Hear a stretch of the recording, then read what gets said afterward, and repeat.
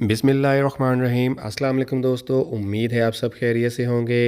अल्लाह ताला से दुआ है कि आपको हमेशा ऐसे खुश खुर्रम रखे।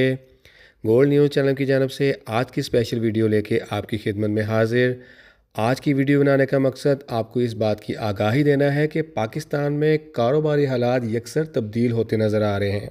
यानी जो चीज़ें हमें आज से 2 माह पहले नज़र आ रही थी कि ये आउट ऑफ कंट्रोल है या आउट ऑफ कंट्रोल होने जा रहे हैं, चाहे वो डॉलर हो, गोल्ड हो या अशिया खुर्दो नोश हो, तो लग ये रहा था कि आने वाले दिनों में इनके रेट्स मज़ीद बढ़ेंगे। यानी यूँ कह सकते हैं कि जिस सिनेरियो में हम 2 माह पहले काम कर रहे थे, अब वो सिनेरियो हमें तब्दील होता नज़र आ रहा है, यानी वो बदल चुका है। जब से पाक आर्मी ने इसकी ज़िम्मेदारी अपने पे ली है और क्रैकडाउन स्टार्ट किया है, ख़ासकर उन्होंने स्मगलिंग को रोका, जिनमें डॉलर और खाने की अशिया, आटा, चीनी और चावल वगैरह की स्मगलिंग शामिल थी, इन सब की रोकथाम की है और जिससे इनकी सप्लाई बेहतर हुई है, सप्लाई में इजाफा हुआ है। और सबसे बढ़कर ये कि जो लोग पाकिस्तान में गैर कानूनी तौर पर आबाद थे, उनका इनकलाब भी जारी है। लिहाजा अब हमें भी अपनी बिजनेस स्ट्रेटजीज़ या इन्वेस्टमेंट स्ट्रेटजी को चेंज करना पड़ेगा। हो सकता है ये जो सिनेरियो चल रहा है इसके लॉन्ग टर्म इफेक्ट्स कुछ और हों, लेकिन शॉर्ट टर्म के लिए हमें इसके हिसाब से अपने आप को ढालना पड़ेगा। अब यहाँ पर जो लोग तो मुकम्मल तौर पर गोल्ड के कारोबार से वाबस्ता हैं, यानी वो ज्वेलर्स हजरात हैं, लेबॉर्ट्री वाले हैं, उनका रूटीन का बिज़नेस यही है, उनका आबाओ अजदाद का बिज़नेस यही है, उनको तो इन चीज़ों से कोई ख़ास फ़र्क नहीं पड़ेगा क्योंकि उनका रूटीन का काम है, उन्होंने ऐसे हालात कई बार देखे होंगे। मगर अब जो लोग जो एज ए इन्वेस्टर काम करते हैं और गोल्ड को as a part time treat करते हैं, तो उनको अपने पोर्टफोलियो को डाइवर्सिफाई करना पड़ेगा। इसका मतलब ये नहीं है कि हम गोल्ड के कारोबार को छोड़ दें, बल्कि कहने का मतलब ये है कि गोल्ड के साथ कुछ ऐसे कारोबार भी हैं जिसको हम फिल वक्त इन हालात में इन्वेस्टमेंट के तौर पर ले सकते हैं।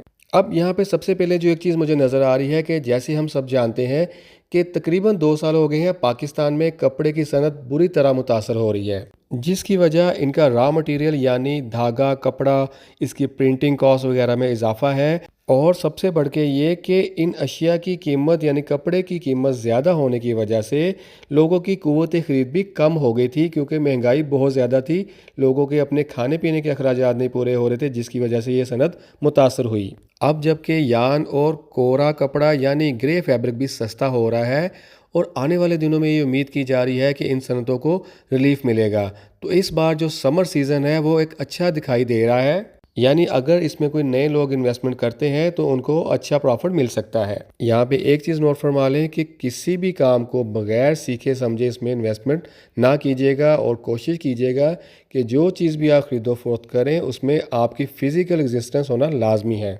यानी ये नहीं है कि आप किसी को पैसे पकड़ा दें और कहें कि हमें प्रॉफिट कमा के दो, तो फिर समझ लें कि आपका पैसा आपको नहीं मिलने वाला।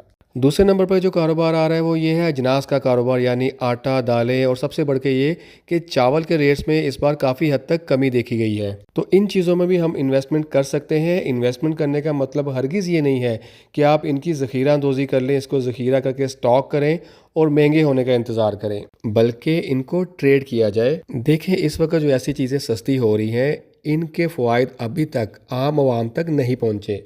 हर कारोबार में एक माफिया होता है। जैसे अभी इन चीज़ों के रेट तो सस्ते हो गए हैं होलसेल या डीलर्स वगैरह के पास, लेकिन नीचे जिन लोगों के पास पुराने दामों में चीज़ें पड़ी हैं वो अभी पुराने दामों में ही सेल कर रहे हैं। तो हम यहाँ पे क्या कर सकते हैं कि हम डायरेक्ट इन होलसेलर्स या डीलर्स हजरात से रब्ता करके ये सस्ती चीज़ें लेके आम लोगों तक सस्ती मुहैया करें।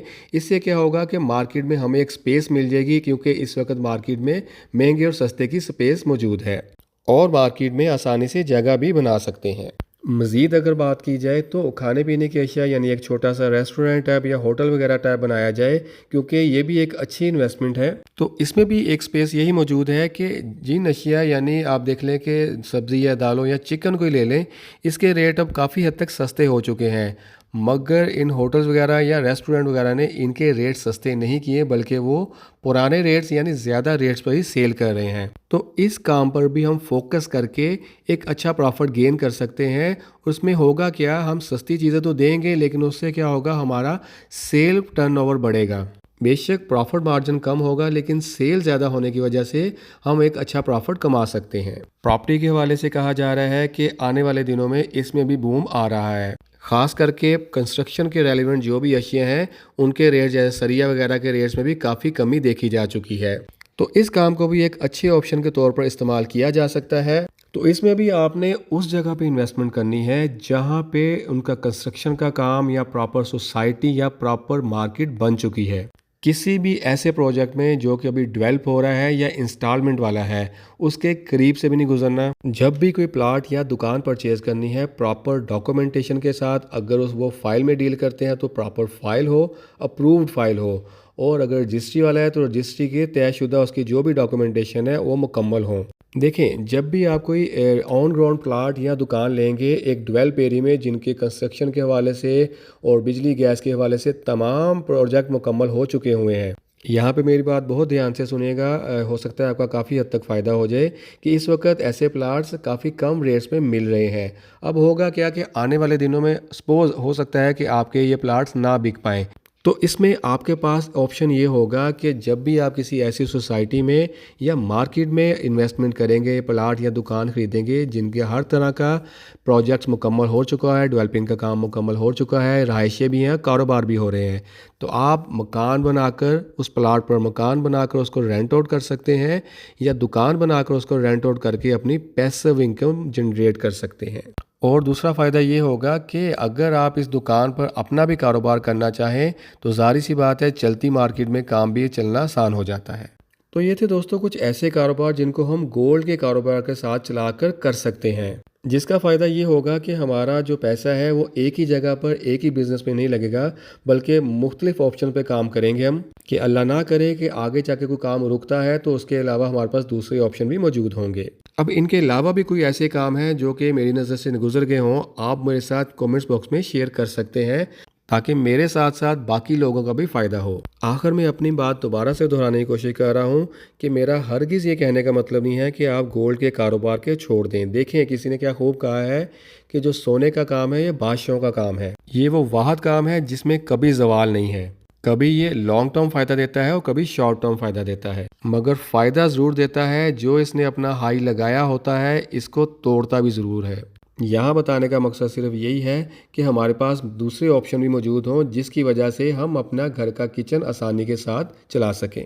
तो ये थी दोस्तों हमारी एक छोटी सी कावश जिसमें हमने आपके साथ शेयर किए हैं गोल्ड के अलावा अदर बिजनेसेस जिसको हम इसके साथ चला सकते हैं। अब इस कोशिश में हम कितने कामयाब हुए हैं ये अब हमें कमेंट सेक्शन में ज़रूर बताइएगा। वीडियो अगर आपको अच्छी लगी है या आपको लगता है कि इससे फ़ायदा किसी और का भी हो सकता है तो इसको शेयर ज़रूर कीजिएगा, वीडियो को लाइक कीजिएगा और हमारे इस चैनल को सब्सक्राइब कीजिएगा।